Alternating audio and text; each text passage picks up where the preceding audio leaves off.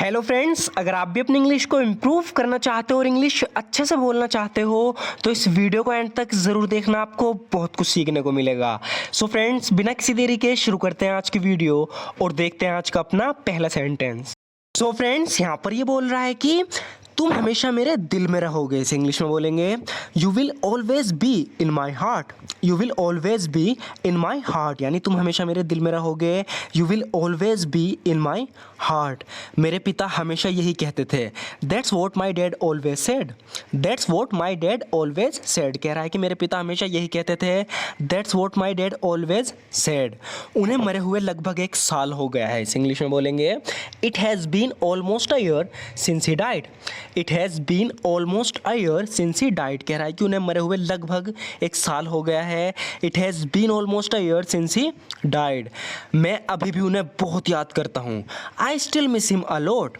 आई still miss him a lot, यानी मैं उन्हें अभी भी बहुत याद करता हूँ। I still miss him a lot. काश वो अभी भी जिंदा होते। I wish he were still alive. I wish he were still alive, कह रहा है कि काश वो अभी भी जिंदा होते हैं। तो जब भी इस तरीके से हम बोलते हैं तो हम यूज़ करेंगे आई wish he were. Past simple का यूज़ होगा आई wish he were still alive, काश वो अभी भी जिंदा होते हैं। वो अपने कमरे को हमेशा साफ सुथरा रखती है। किसी लड़की के बारे में कह रही है कि she always keeps her room neat. She always keeps her room neat, यानी वो हमेशा अपने कमरे को साफ सुथरा रखती है। यही बात तो मुझे उसकी पसंद है। That's the thing I like about her. That's the thing I like about her, यानी यही बात तो मुझे उसकी पसंद है। That's the thing I like about her. अगर मैं तुम्हारी जगह होती तो उससे बात भी नहीं करती। यहाँ पर ही किसी से कह रही है कि अगर मैं तुम्हारी जगह होती तो उससे बात भी नहीं करती। इसे इंग्लिश में बोलेंगे I wouldn't even talk to him if I were you. I wouldn't even talk to him if I were you. So friends, यहाँ पर इफ़ आई वर यू का मतलब है अगर मैं तुम्हारी जगह होती। इसे इस तरीके से बोल सकते हैं if I were in your place. तो कह रही है कि I wouldn't even talk to him, मुझसे बात भी नहीं करती। इफ़ आई वर यू, अगर मैं तुम्हारी जगह होती। वो खुद को समझता क्या है? वो does he think of himself. वो does he think of himself, यानी वो खुद को समझता क्या है? वो does he think of himself. उसे क्या लगता है?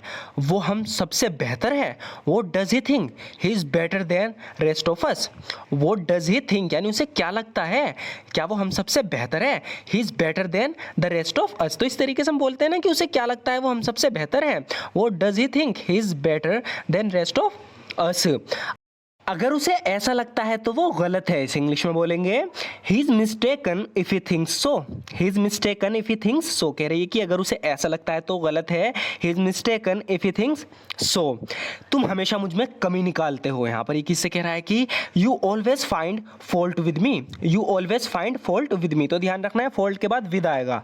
You always find fault with me, तुम हमेशा मुझ में कमी निकालते हो। सो फ्रेंड्स, यहाँ एक छोटी सी मिस्टेक हो गई है। फाइंड में एस लगा हुआ है जबकि यहाँ एस नहीं आएगा, क्योंकि यू के बाद हम फाइंड्स का यूज नहीं करते। तो यहाँ पर एस हटा देना। कह रहा है कि you always find fault with me, तुम हमेशा मुझ में कमी निकालते हो। तुम्हें पता भी है आज मैं कितना खुश था। Do you even know how happy I was today. Do you even know how happy I was today, तुम्हें पता भी है आज मैं कितना खुश था। Do you even know how happy I was today. मुझे तुम्हारा यहाँ आना पसंद नहीं है। I don't like you coming in here. I don't like you coming in here, यानी मुझे तुम्हारे यहाँ अंदर आना पसंद नहीं है। I don't like you coming in here. तुम हमेशा मेरा अच्छा खासा मूड ख़राब कर देते हो। You always spoil my good mood. You always spoil my good mood, यानी तुम हमेशा मेरा अच्छा खासा मूड ख़राब कर देते हो। तो मूड ख़राब करने के लिए हम यूज़ करेंगे स्पॉइल का। कह रहा है कि you always spoil my good mood, तुम हमेशा मेरा अच्छा खासा मूड ख़राब कर देते हो। मैंने तुम्हारी जैसी खूबसूरत लड़की पहले कभी नहीं देखी। इस इंग्लिश में बोलेंगे I have never seen a girl as beautiful as you before. कह रहा है कि I have never seen a girl as beautiful as you before, यानी मैंने तुम्हारी जैसी खूबसूरत लड़की पहले कभी नहीं देखी। I have never seen a girl as beautiful as you before. वो मेरी ही उम्र का है। तो जब भी हम किससे कहते हैं कि वो मेरी ही उम्र का है, इस इंग्लिश में बोलेंगे he is the same age as me. He is the same age as me, यानी वो मेरी ही उम्र का है। He is the same age as me. वैसे तुम्हें फिर से देखकर काफ़ी अच्छा लगा। इस इंग्लिश में बोलेंगे by the way it's very nice to see you again. By the way it's very nice to see you again, यहाँ पर ये इससे काफ़ी समय बाद मिली है। कह रही है कि वैसे तुम्हें फिर से देखकर अच्छा लगा। By the way it's very nice to see you again. उम्मीद करती हूँ तुम यहाँ हमारे साथ कुछ समय रुकोगे। इस इंग्लिश में बोलेंगे आई hope you will stay here with us for a while. I hope you will stay here with us for a while कह रही है कि उम्मीद करती हूँ तुम हमारे साथ यहाँ कुछ समय रुकोगे।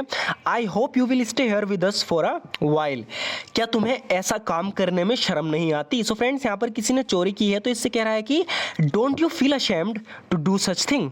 Don't you feel ashamed to do such thing. तो जब भी हम इस तरीके से बोल रहे हो क्या तुम्हें ऐसा काम करने में शर्म नहीं आती, हम बोलेंगे don't you feel ashamed to do such thing.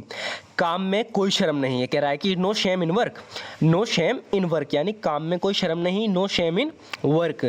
मेरा काम तो तुम्हें बताने का था। इस इंग्लिश में बोलेंगे my job was to tell you. My job was to tell you यानी मेरा काम तो तुम्हें बताने का था। इंग्लिश में बोलेंगे my job was to tell you.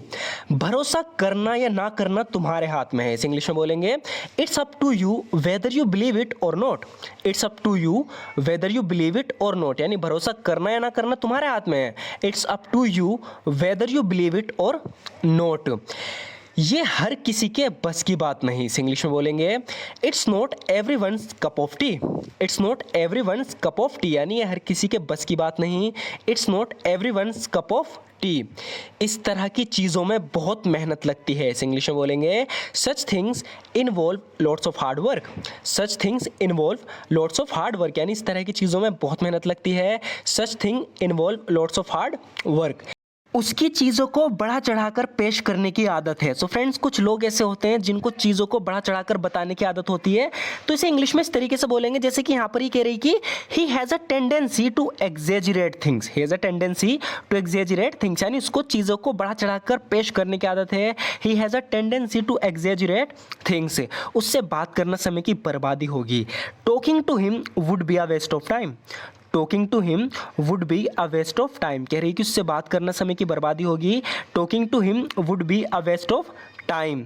तुमसे बात कर कर अच्छा लगा लेकिन मुझे अब जाना होगा। यहाँ पर ये किससे कह रही है कि it has been nice talking to you but I really have to go now.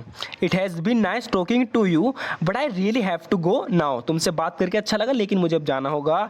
It has been nice talking to you but I really have to go now.